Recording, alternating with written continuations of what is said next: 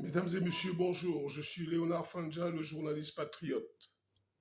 Je suis le directeur de publication du journal en ligne Les Visages d'Afrique,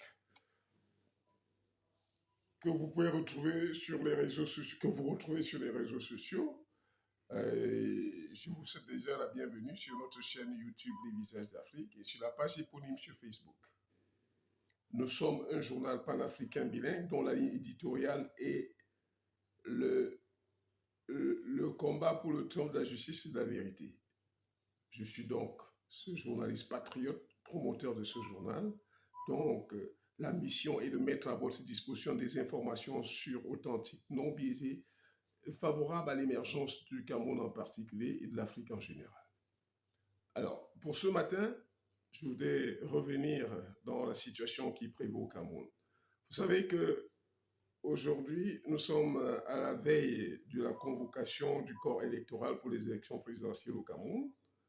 Et nous avons pour le moment à la tête de notre pays un patriarche, un homme âgé de 93 ans, dont les limites sont visibles par tout le monde, les limites physiques, aptitudes physiques et même intellectuelles. C'est perceptible par tout le monde. Il ne faut pas être un érudit ou un expert pour le déceler.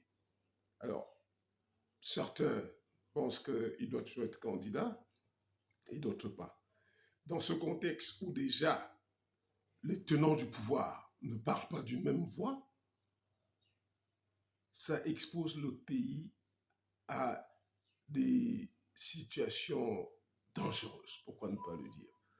Et je voudrais m'adresser particulièrement à ceux qui dirigent ce pays, d'être conscients du fait que le président Ahidjo aurait pu signer, s'accrocher au pouvoir et mourir au pouvoir. Il ne l'a pas fait.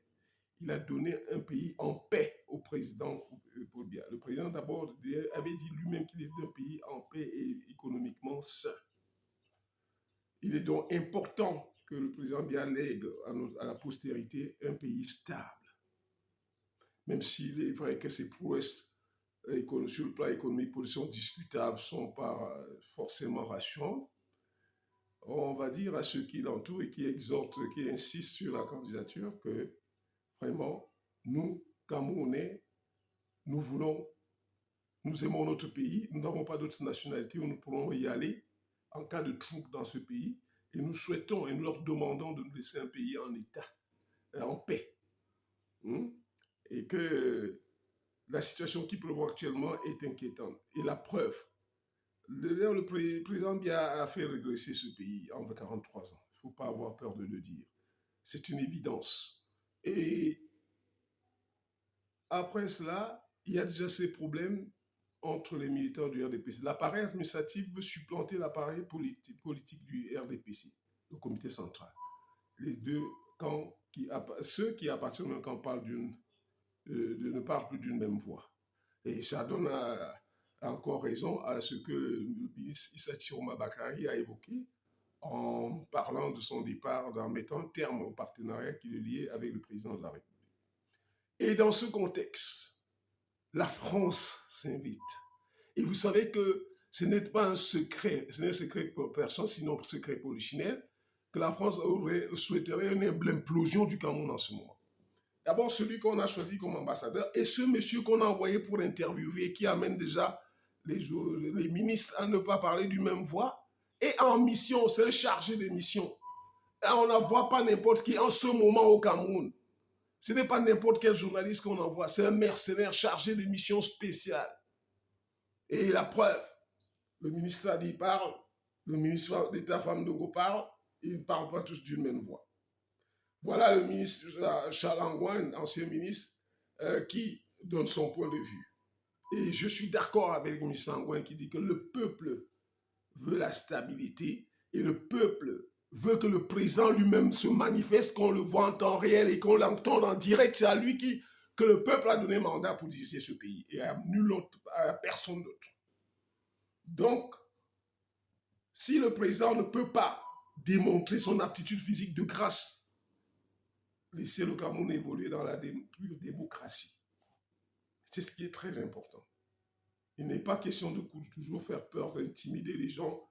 Maintenant que les gens disent qu'ils parlent, vous dites que vous relancez les opérations éperviers. La France Vous devez continuer à faire ce qu'elle fait en Côte d'Ivoire avec moi, Ouattara, Dramane Ouattara.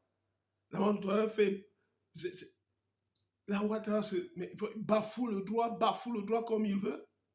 Et au Cameroun, la France voudrait maintenant nous amener à nous entretuer, comme elle a fait faire en Côte d'Ivoire. On a eu plus de 3000 morts. L'objectif inavouable et inavoué de la France qui souhaite l'implosion du Cameroun s'assure que avec cette implosion, le Cameroun regresserait de plus d'un siècle et elle commencera à spolier ce pays et exploiter ses richesses comme ils ont fait en Libye. Vous savez, en Libye, Libye n'est plus un État. C'est la mafia qui... C'est le champ de la mafia qui sévit à ciel ouvert en Libye actuellement. Les Libyens même ne contrôlent plus grand-chose. C'est les multinationales issues des cartels de la mafia qui exploitent les richesses libyennes actuellement. Et c'est dans ce chaos que voudrait nous plonger la France. Alors, cher peuple camerounais, soyez responsables. Particulièrement ceux qui nous dirigent. Soyez responsables. On vous a donné un pays en paix. Vous avez joui des biens de ce pays en 43 ans. De grâce, laissez-nous et nos enfants jouir de nos droits et paisiblement. Le Cameroun n'appartient à personne, à aucune tribu, aucun clan, comme l'a si bien dit le ministre Issa Thiarouma Bakary.